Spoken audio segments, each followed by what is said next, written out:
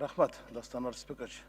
Азамат Талайбекович, мен сіз келгенде сүйіндім эле да, азамат енем ақын деп, біраз ақиқатқа жақын деп, халық ақын барбаса да қалыс ақын барды депчи. Бирок сіздің қалыстығыңызды көре албай жатабыз да. Мен эми 2019 жылдан баяндамасын бұл жақтан окудум, сіздің баяндамаңыз башка болду, бұл жактагы баяндама башка экен да. Асыресе бұл башкаруучу органдын баяндамасы эмес, аткаруучу органдын отчеты болуп калыптыр да. Эми өткөн жуманын этегинде биз бир нече саясий партиялар, анан саясий ишмерлер биригип бир шайлоого ынтымак менен барайын деп, анан ошону 2 мүнөттүк сюжеттин КТРга төлөп көрсөтүп койгула десек, 176 000 сомду алып, үгүт иштеринин тарифи менен. Анан кечинде кайта баш тартты. Жок, бул болбойт экен деп. Буну кандай түшүнсөк болот? Акаевдин убагында Карыпкуловдагы, Атамбаевдин убагында Карыпбековдагы мындай кара сантайлыкка барган жок эле го. Эмитен элди экиге бөлүп баштадыңарбы? Силер ушундай услуга менен президенттин саясатына саботаж кылып атасыңар. Шайлоо баштар электе шайтан оюндарды баштап атасыңар. БШКдан каттап кел дейт. БШКдан айтсак, БШК биз бербейбиз, айыл президенттин жарлыгы чыга элек. Шайлоо өнүктүгү жок, мындай эле көрсөтүш керек дейт. А булар акчаны алып туруп, экинчи күнү кайта кайтарып берди. Сюжетти көрсөтпөй койду. Бул эмне деген? Айтыңызчы. Качанга чейин уланат ушундай кара жашиктин кара пиарлары, кара сантайлык кадамдары, кара зүгөй адамдарына качан арылабыз?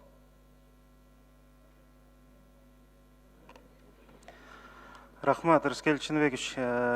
Биз жаңы директорду шайлаганда дагы 1 жылдан ашук иштешип атабыз. Ушундай саясий кырдаалдарда калыс бололу, ар дайым ар тараптуу бололу деген багытта иш алып барып келе жатабыз. Биз Кудай буйрса бул нерселерди талап коебуз, Рыскел Чыныбекович. Ал эми саясий, сиз айткан саясий багыттагы ошол көрсөтүүлөр боюнча башка директор өзү жооп берсин, бул кишинин айта турган ою бар экен. Бирок биз бул маселелерди дайыма калыс туруп бергенге аракет кылып ишибизди баштап атабыз. Мен шайланып келгениме 2 гана ай болду, 3 ай болду. Бирок ушул маселелерди биз биринчи приоритет кылып койгонбуз. Буга чейинки да мисалдарыбыз бар 1 жылда. Ушул КТРге калыс туруп берүү боюнча. Силер калыс туруп берип атасыңар, бирок кыйыңар кулап калып алыс туруп берип атпайсыңар. Аракет кылып атабыз, Рыскел Чыныбекович. Айбек Хусейнович, эми сиз айтыңызчы, эми сиз жаранды коомдун атынан шайландыңар да силер. Президенттин атынан эмес, парламенттин атынан. Жок дегенде силер үн катпайсыңарбы? Жекшеевди желкелеп кетирдиңер. А силердин келгениңерден эмне пайда? Байкоочу болуп эле чайкоочу боло турбайсыңарбы? Эми чын айтканда бул жакын деле болгон окуя экен, бирок мен деле жакында бүгүн кече дагы эмес, бүгүн уктук. Эмки отурумда карашыбыз керек бул маселени. Мындай биздин мынчалык оюбуз жок эле. Мен биринчи жолу сизден уктум бул маселени.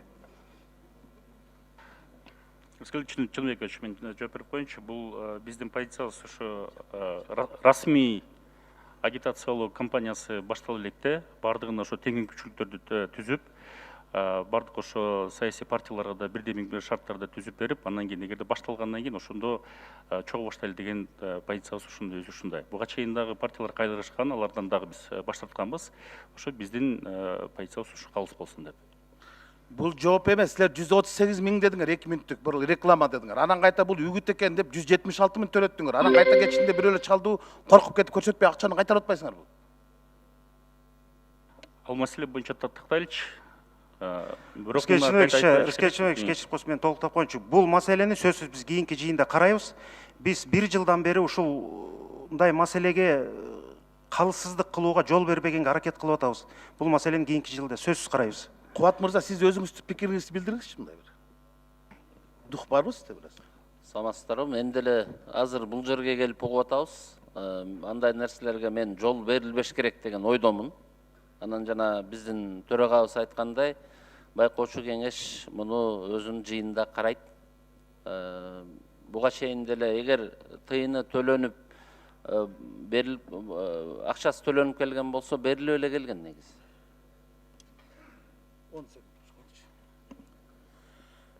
Мындай болот атта саясатчы. Силер ушинтип элди экиге бөлөсүңөр да, мурун президентибизге мина коюп 10 секунд. Ошон үчүн абайлап саясат кылыңыздар. Мен суранып кетет элем да, калыс болуңуздар. Аныста деле акыбалуу зор. Рахмат.